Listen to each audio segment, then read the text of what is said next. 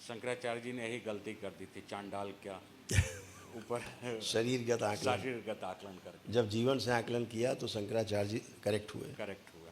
जी गुरुदेव।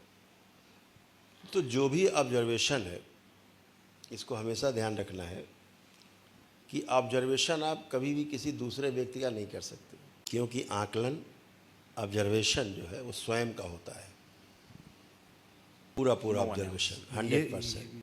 और बड़ी मज़ेदार बात है इसमें, इसको और ध्यान से देखेंगे तो हम दूसरे का भी अगर ऑब्जर्वेशन कर रहे होते हैं तो अपने आधार पर ही कर रहे होते हैं, स्वयं के आधार पर।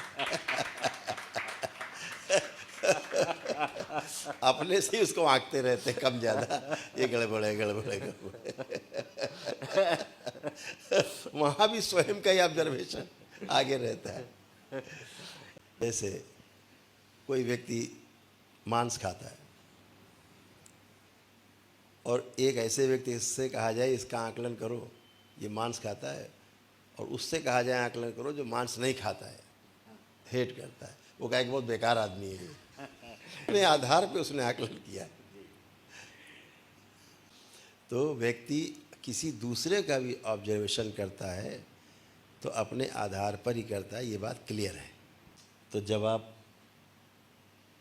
दृष्टा भाव में होते हैं, साक्षी भाव में रहते हैं, जब शिवत्व की आप यात्रा कर रहे होते हैं, उस समय अहंकार का शमन हो जाता है।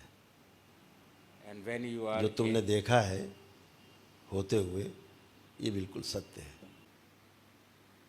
सभी लोग क्लियर हो गए होंगे, सभी को क्लियर है।